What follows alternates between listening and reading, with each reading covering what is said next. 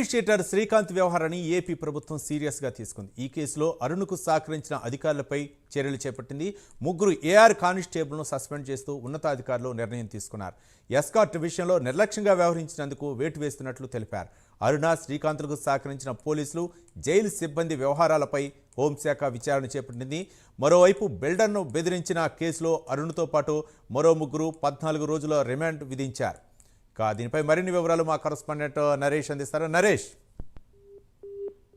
అని చూసుకుంటే ఎవరైతే జీవిత ఖైదీ అనుభవిస్తున్నటువంటి గూడూరు శ్రీకాంత్ వ్యవహారం రోజు రోజుకు కూడా ఒక సంచలనంగా మారుతుందని చెప్పుకోవచ్చు. ఇప్పటికే ప్రియురాలైనటువంటి శ్రీకాంత్ ప్రియురాలైనటువంటి దిశ అరుణ అంటాం మనం. సో ఈ యొక్క అరుణ నిన్న అరెస్ట్ అవడం జరిగింది. అరెస్ట్ అయిన నేపథ్యంలో ఒక్కొక్కటి పోలీసుల విచారణలో అనేక విషయాలు కూడా బయటపడుతున్నటువంటి పరిస్థితి కనపడతా ఉంది. గతంలో మనం చూస్తే అనేక వీడియోలు వైరల్ అయినటువంటి పరిస్థితి. హాస్పిటల్లో వీళ్ళిద్దరూ రహస్యంగా ఉన్నటువంటి వీడియోలు, వీళ్ళకు సంబంధించినటువంటి అనుచరులు తీసినటువంటి వీడియోలు బయటకు రావడం, సోషల్ మీడియాలో హల్చల్ అవడంతో దీని మీద పూర్తి స్థాయిలో ఇటు హోంశాఖ సీరియస్ గా తీసుకుంది.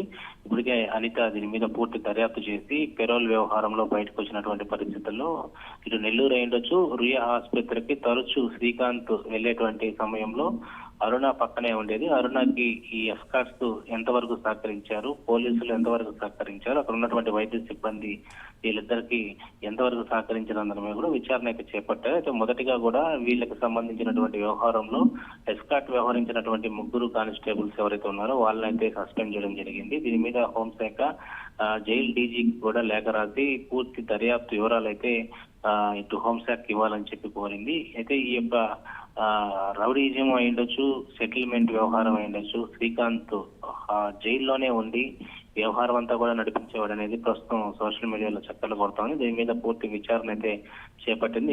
ఇప్పటికే హోంశాఖకు సంబంధించి పోలీసులు అయితే ఇటు ఎస్కార్ట్ అయ్యుండొచ్చు, పోలీసు విభాగంలో ఎవరెవరికి వీళ్ళకి తరచూ వీళ్ళకి లైన్ లో ఉండేవాళ్ళు, వీళ్ళ ఫోన్ల ఆధారంగా కూడా ఎవరైతే బడా నేతలు ఎవరైతే ఉన్నారో డిపార్ట్మెంట్ లో ఎంతవారైనా కూడా ఉపేక్షించేది లేదని చెప్పి వైపు హోంశాఖ సీరియస్ గా తీసుకోండి. అయితే ప్రజెంట్ నిన్న అద్దంకి టోల్ ప్లాజా వద్ద అరుణని పోలీసు అదుపులో తీసుకున్నారు. నిన్న వైద్య పరీక్షలు అయిన అనంతరం నెల్లూరు కోర్టుకి హాజరుపరిచి ఆమె 14 రోజుల పాటు రిమాండ్ లో విధించారు.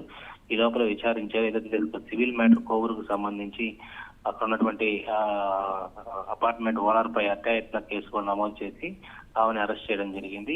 అదే పదే కూడా బయటపడుతున్నటువంటి అనేక వీడియోలు అయ్యుండొచ్చు, అనేక వివరాల్లో కూడా శ్రీకాంత్ కి ఇటు దిశ అరుణ ఇద్దరి మధ్య సెటిల్మెంట్ వ్యవహారం దాదాపు కోట్ల రూపాయలు పడిగేటట్టుగా తెలుస్తోంది. వీళ్ళకి సహకరించినటువంటి కొంతమంది ఐపీఎస్ అధికారులు కూడా ఉన్నట్టుగా తెలుస్తోంది. ఇది పూర్తి స్థాయిలో కూడా కూపీలాగే కొద్దీ మొత్తం కూడా బయటపడుతున్నటువంటి పరిస్థితుల్లో పోలీసులు కూడా కంగు తింటున్నారు. దాదాపు 60 కేసుల పైగా కూడా ఈ నిందితురాలుగా ఉండేటువంటి అవకాశాలు ఉన్నట్లుగా పోలీసులు చెప్తా ఉన్నారు. అయితే ప్రస్తుతం అదుపులో తీసుకున్న సెంట్రల్ జైల్లో ప్రస్తుతం ఆమె కూడా ఏదైతే రిమాండ్ లో ఉంది. సో ఆమెని పోలీసులు పీటీ వారెంట్ కింద కూడా వివరణ కోరేందుకు కూడా మళ్ళా కోర్టులో పిటిషన్ వేసేటువంటి అవకాశాలు ఉన్నాయి. మొత్తానికైతే శ్రీకాంత్ జైల్లోనే ఉండి అరుణ హాస్పిటల్కి వెళ్ళేటువంటి సమయంలో ఈ యొక్క సెటిల్మెంట్ వ్యవహారం అంతా జరిగేదని చెప్పి పూర్తి వివరణ అయితే చెప్పడం జరుగుతుందని తెలుస్తా ఉంది. ఏదేమైనా కూడా ఒక రౌడీ షీటర్ జైల్లోనే ఉండి బయట సెటిల్మెంట్లు చేయడం, కోట్ల రూపాయలు పడిగెత్తడం వెనకాల దీనికి రాజకీయ వ్యక్తులు ఎవరైనా వెనకాల ఉన్నారనే దాని కోణంలో కూడా